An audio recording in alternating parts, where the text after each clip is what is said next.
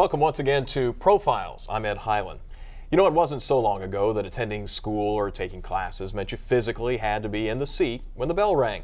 Well, today, distance learning perhaps better fits our lifestyle, and technology is opening new doors for getting an education. Joining us to talk about the developments is Dr. Lucy Morse.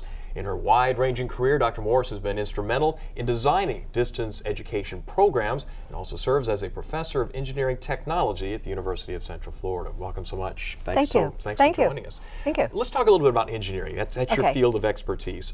Give us some background right now, kind of on the engineering program at UCF a little bit, if you will, and especially the role of women in engineering. I guess it's not something that has been considered a traditional role for women. It has not been considered a traditional role anywhere in this country, and especially in the South. It has not been. And back in 1980, I decided it was time to do something else. My children were raised. And I went back to school to take some graduate classes. And I remember the professors looked at me, and of course I'm the only female in this graduate class, and he said, "What in the world are you doing in here?" And I had tried to explain to him I was a student, but that was sort of my entry into the program, and I was in industrial engineering and got my master's and PhD there. And when I got my PhD in '87, I was the first woman to receive a PhD from the whole College of Engineering at UCF. That's really rather late. It does seem, this university. Yes, it does seem that it's taken a long time to catch up, and kind of blending that with some of the distance learning. Is it offering some more opportunities to perhaps reach out and find, because we know the women engineers are out there if they can be just nurtured and developed along the way. Yeah, and that's a good point, because there are studies that say that women that do distance education do it at a distance. And distance education means the professor's not there in front of you. You're not in the same room. They will participate more. And it's because they're they're anonymous. Give us an idea, give us the backdrop, if you will, on how distance education is done now. You were instrumental in drawing up some of the programs and really writing the foundation, the groundwork, if you will, for distance education programs, not only here, but in other parts of the country as well. Well, there are different phases to it. I really got into distance education 95, 96, when I received a grant from the state of Florida to put together a distance program with UCF and all their community colleges. And I really got into it. And I had been working with the FAA on distance training at some point before that.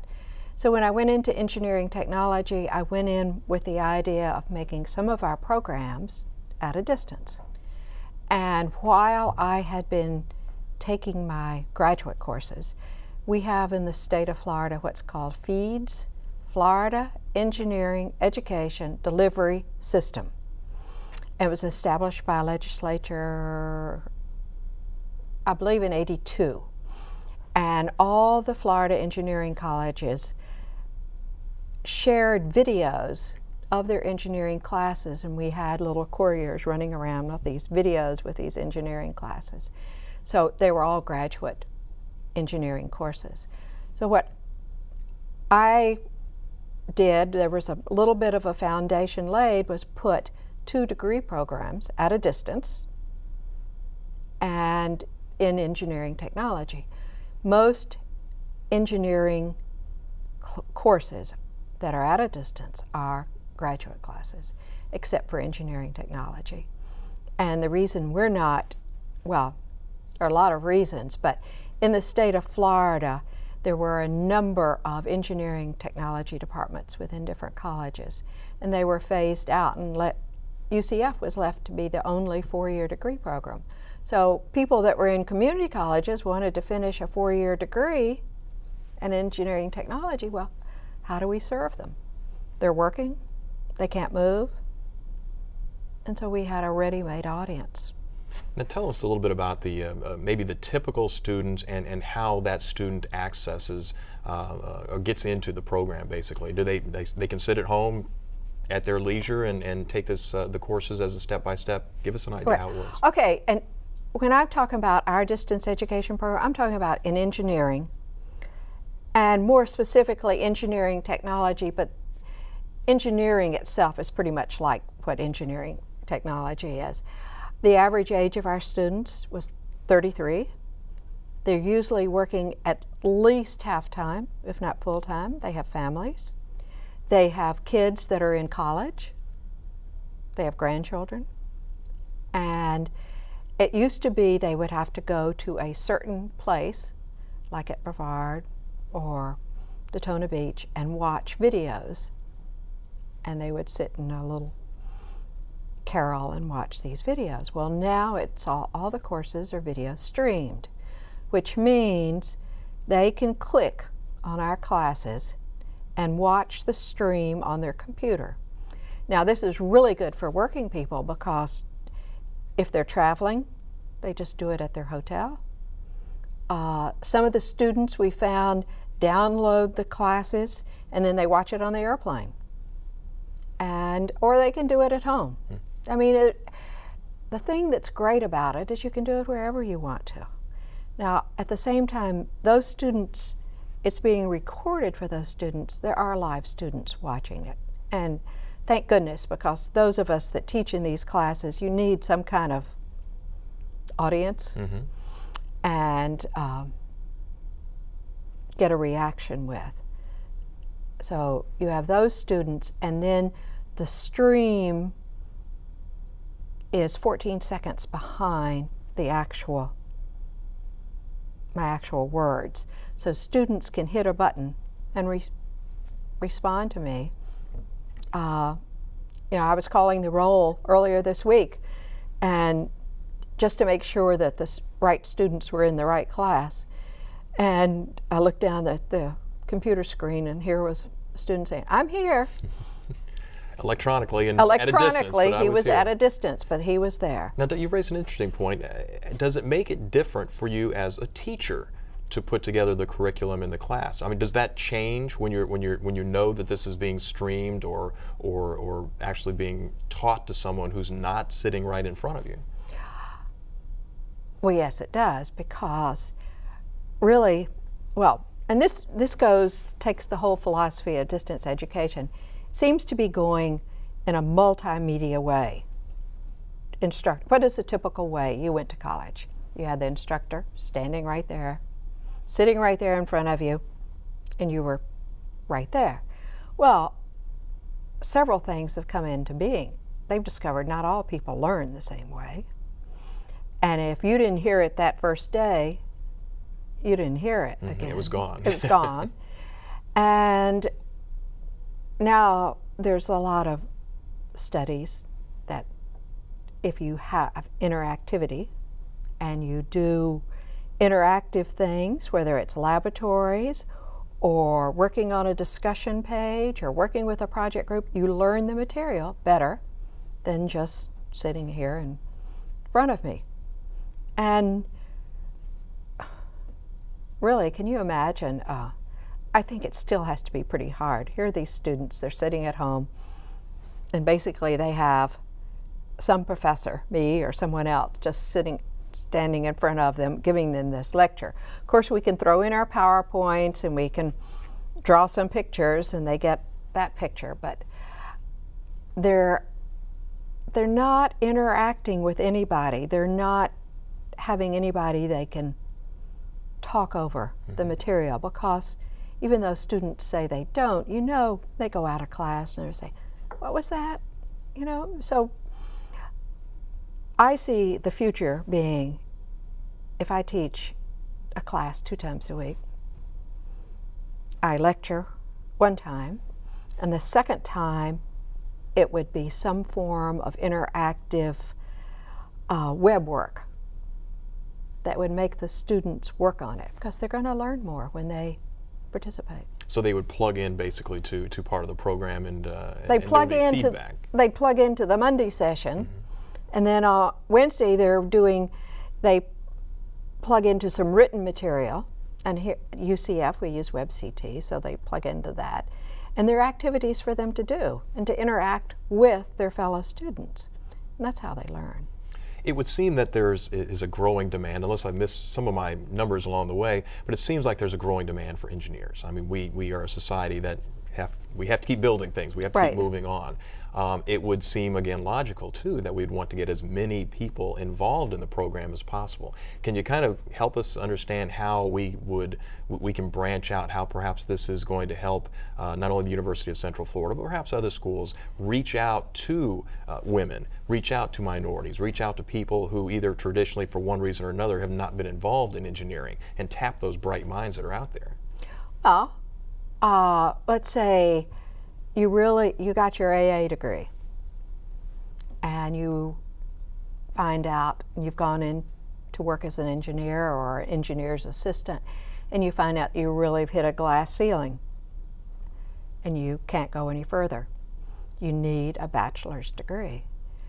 But you're working all the time, you have a wife and 3 kids, you can't do it. Or you're too far away from a university.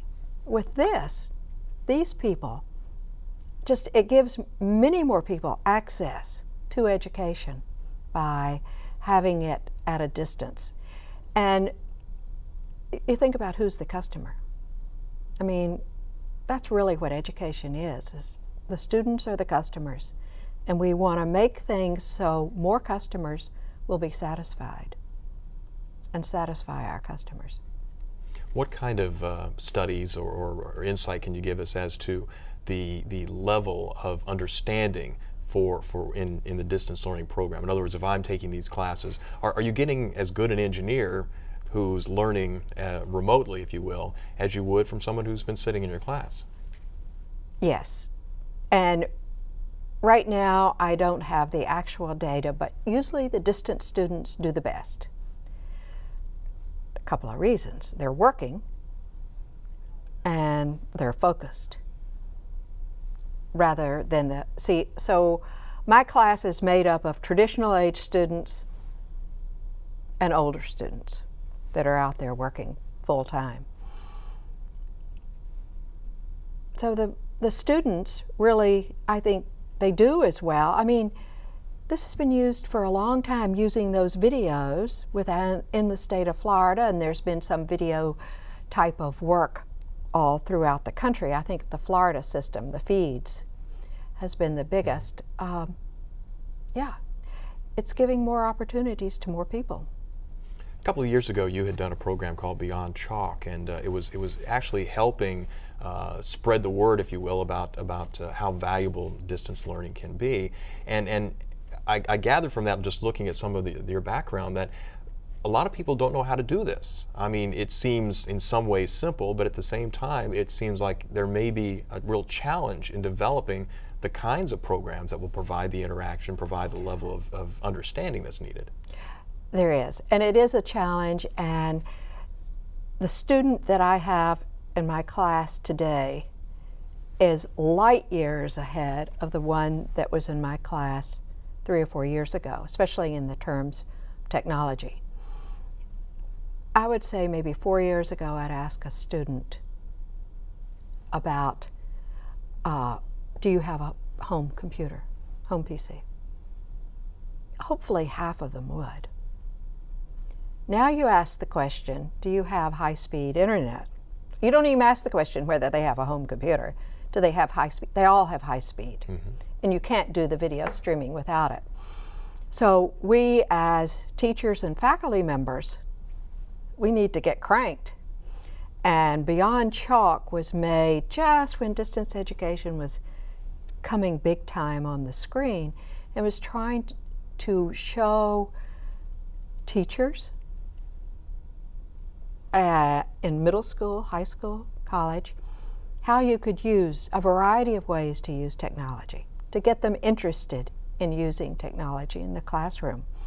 And PBS liked it so much that they asked us to make sure that all the references were national rather than Florida, and they sold it for several years as a PBS program, which was really quite good. Recently I found out they weren't using it and I have put it on the internet. We've transcribed all the old videos, and now you just go to Beyond Chalk. We're the 4th site down on Google, and go to Beyond Chalk, and there are all these videos. One, get interested in technology, and the other, here's how you use it. Let's talk a little bit about, we've really been kind of referring on the collegiate university level, but it begins years earlier, and you alluded to it certainly in the Beyond Chalk program. But is that where we need to be focusing now, is with the high school, or should it be earlier? And should perhaps distance learning, should we be expanding those opportunities for younger children? When you say we should be focusing, what do you mean? In engineering, talking in about engineering. Yeah. Okay, yes.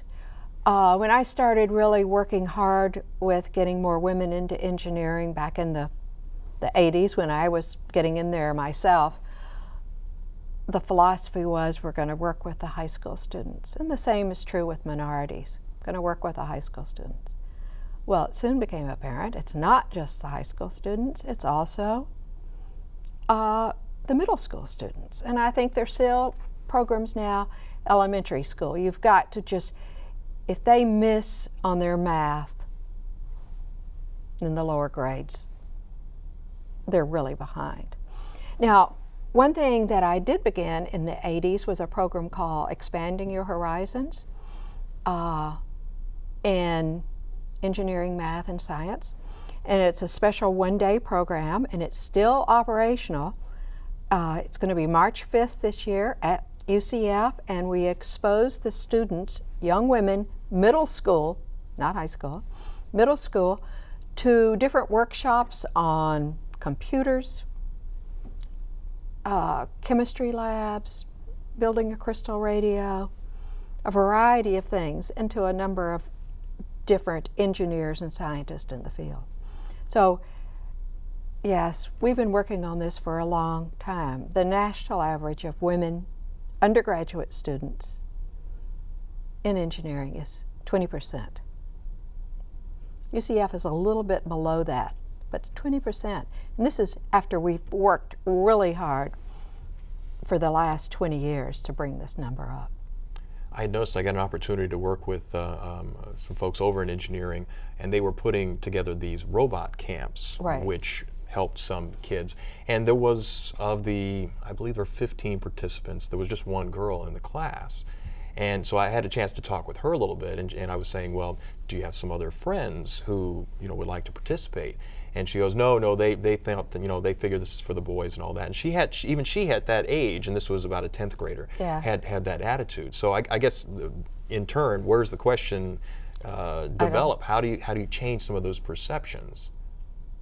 Boy, if I knew, I'd be making We'd $1 be million. Yes, I mean, this would be terrific, but we really have worked hard at it. I know when I was up at the National Science Foundation, we had a special program that said when you hire student assistants, they had to be women. Just different ways to encourage women to get into the field. Well, one of these days. Is it branching out? I mean, we talked a little bit about how the distance education program was working with engineering right now. Are you seeing this? Are people coming to you in other fields, other disciplines, and saying, can you help us, with programs that might be a benefit to our students as well? At UCF, engineering does one way with distance education, and the rest of the university sort of does another way. So, in a little tiny way, yes, that's true. I am really interested in doing things to make the learner support good. And I've given workshops in Germany and other places in the world on working with technology and the learner. Over in Europe, they've done distance education forever. Mm-hmm. Their specialty is the learner. They really concentrated their mentoring and on their learner. The United States came along and got into distance education, and we were technology first. Now we're looking at the learner, and that there's a difference there in the way. So it's something we might be able to learn from the European we learn from method, them, and they're learning from us too. Interesting. Yeah. And the percent, I don't know if you know off the top of your head, but the percentages of women who might be involved in engineering in the European countries, is it higher than over here? I think so. It depends on the country, excuse me. And then in Puerto Rico, it's 50%. Now that is interesting. That is interesting, isn't it? When I was in Romania, they said there were a large number of women in the engineering, but it turned out it was a governmental type of edict kind of thing. So you have to look at what's behind, you know, if it's politically correct to be a woman engineer because the president of the country's wife is. Certainly that would be an impetus. You get a little bit more, going. but then as soon as he was kicked out of power, that was the end of that. Going to change. Where do you see it going from here? I mean, technology keeps improving, certainly. Engineering keeps improving. How can you continue to show and demonstrate the things you need to do for a class for engineering purposes and keep up with the advances as well and what's going on with internet, broadband, wireless? It's really hard. It's just hard to keep up with the language, much less what to do with it. But I would have never dreamed 4 years ago we would have been this far along. And where I see it going is I would like to think, this is what I would like. We'll still have a lecture because some students still learn in the traditional way best. But I would like it so part of the class we had more simulations for labs, more really interactive things on the web. I was talking to an industry person today who teaches one of my classes for me, and he got so upset the last time he taught it because he wanted to have the students do a presentation and they were at a distance. And this really bugged him. He was teaching something that needed a presentation. And I keep thinking, okay, next year, that could be. Camera put up, it's little webcam interaction type I mean, of thing? Students might just all have little webcams at their house.